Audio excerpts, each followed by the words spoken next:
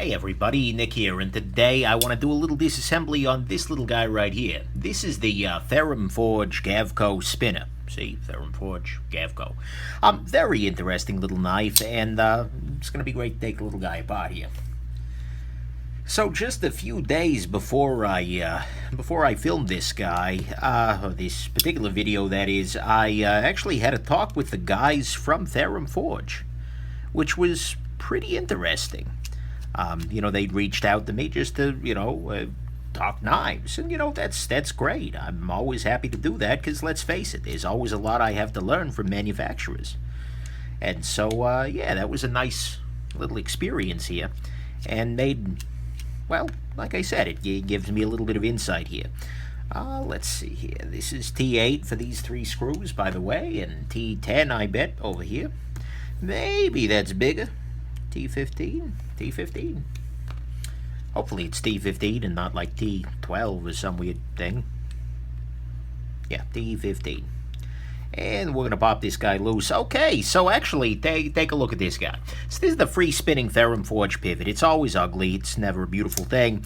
But what the guy from Ferrum Forge actually recommended that I do is to use the blade itself here to kind of do this, where you're using the blade. Hey, great, I got to show this off. He said you basically hold the blade and then apply some counter tension, so that kind of locks the pivot in place by virtue of this extra tension from the blade, and that'll basically control the the spinning pivot there long enough for you to actually take the damn knife apart. And that's a neat little trick, and I appreciate very much having seen it there. Haven't been showed it. Alrighty, there we go. So, the knife is apart, and look, the Ferrum Forge knives are fairly uniform in their construction, as well as, frankly, there are a lot of elements that are pretty uniform. But this one's not terribly different. It's surprising. I'm using a 91% rubbing alcohol here to take this little guy apart here, and and just trying to clean where I can. So you can see a couple of things that may be unfamiliar to you if this is your first Ferrum review. Right here they're using the Hoback rolling detent, the HRD. And basically the idea of the Hoback rolling detent is that it's like a detent ball, except it's mounted on this little screw area here, which allows you to adjust the strength of the detent to your liking. This knife is actually really nicely adjusted as it is, so I'm not going to mess with it at all. But if you want the detent a little bit stronger or a little bit weaker, you can go ahead and use that to make that adjustment, which is very nice. So, I'm always a big fan of the Hoback rolling detent whenever I see it. It tends to, it gives you the opportunity to do things nicely. So this is another thing I'd like to highlight here, which is kind of interesting. I just noticed this. So if you look at this guy from the outside, you don't really see much of anything there. The lock bar relief, this little cut, doesn't seem very strong. But then if you look on the inside here, they've kind of got an interesting thing here in that the lock bar gets very, very thin at one point, but that's a little thicker at the edge here. This is a good thing ergonomically because a really sharp lock bar relief cut can be a little bit of a pain in the neck, and I think it helps with the overall look of the knife. So I gotta say, I respect that little detail in there very much. The other things kind of that I'm seeing here are, your Ferrum Forge basics. They mentioned in our discussion that they really do try very hard to standardize the hardware, and that makes a lot of sense from a cost-cutting measure. But it also does, make the knives very, very similar. Both in action, which is a good thing. Ferrum Forge is uniformly pretty decent in the action department. But also in other aspects. All the lock bars look the same because they're all using very similar lock bar inserts. Whatever. Other little details here. You can see here we've got there's a little detent ball ramp here, which helps to guide the detent ball back up onto the blade itself, which is especially nice because the Hoback rolling detent can be a little more prominent than some detent balls. So that's nice here. We see here there was actually the bearing race was not masked off on this guy, which was kind of an interesting call here. Then one thing to take a look at here is this little bit of wear right at the edge here. I actually asked them about this during our little talk, and they confirmed exactly what it is. So you see how it's on one side over here, and then on the other side over here. What do they call it? The kick maneuver or something along those lines? I'm sure.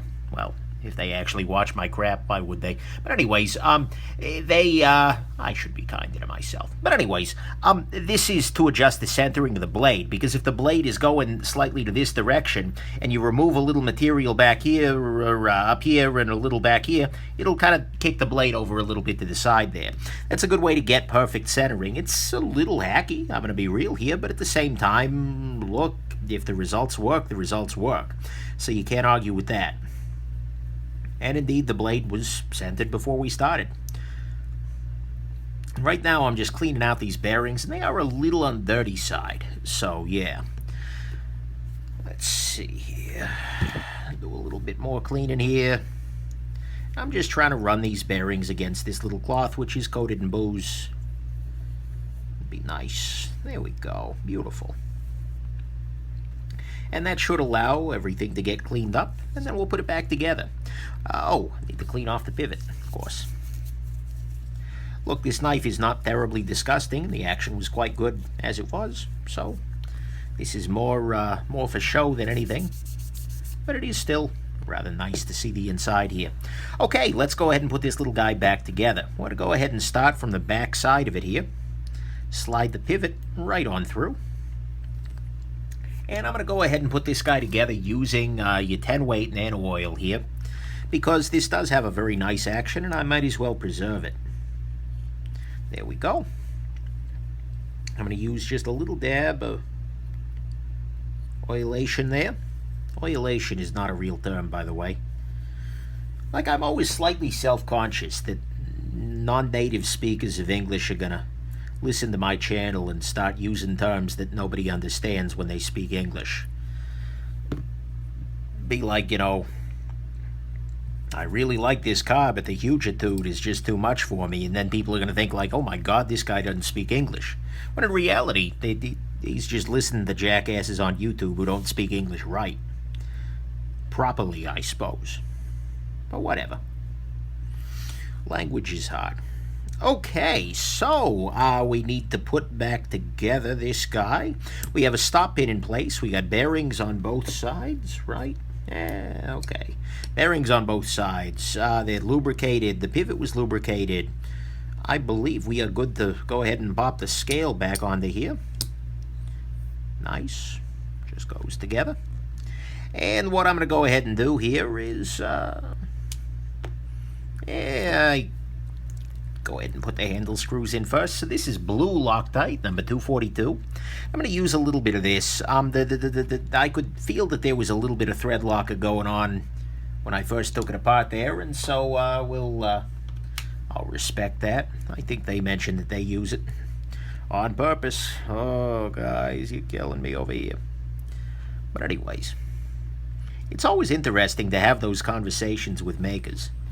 Because, you know, it's easy as a reviewer at some level to feel a little bit oppositional with makers and things like that. To feel like, you know, we're on different teams. And, you know, at some level, if you're offering criticism, but the thing is, it comes from a loving place. And it's really nice to talk with people who are, you know, kind of, well, at least if they didn't feel that way, they didn't let it on, but who were, you know, of the opinion that, you know, we're knife enthusiasts. They are and I am. They happen to be actual knife makers, and I'm just a jackass who complains a lot. But still, it's, you know, it was nice to be able to sit back, nerd out, and, you know, they're very knowledgeable on the steel front, too, and, you know, to be able to confirm some things I thought I knew about the world, and, you know, very nice. There's always the question of, well, will my positive feelings about the maker bias me? Yeah, probably. But the thing is, this is a really nice knife. This is actually, well, sneak preview time, I guess. But this is the nicest Ferrum Forge I've handled. I forgot to oil the detent ball path and the detent ball. So what I'm going to do is just put a little drop onto the detent ball itself, and then that'll distribute it nicely. Oh, yeah. Holy crap, that's nice. Okay, guys. Wow. Centering is dead perfect. Action is pretty spectacular. Wow. Look, the action did not need help, but that's... Oh, man. That's nice. And so the knife is back together. But anyways, I like this knife a lot, is what I was trying to say there. And, yeah. So anyways, keep an eye out for my full review here coming up shortly. And, hope this was interesting to you, and that you have yourselves an absolutely wonderful rest of your day. Bye now. Actually, I feel like I'm a little remiss there because everything went together, but I guess you should just tighten the pivot screw here. I'm getting all self-conscious. But anyways, tighten this until it sounds good like this and has a great action. Alright, bye now.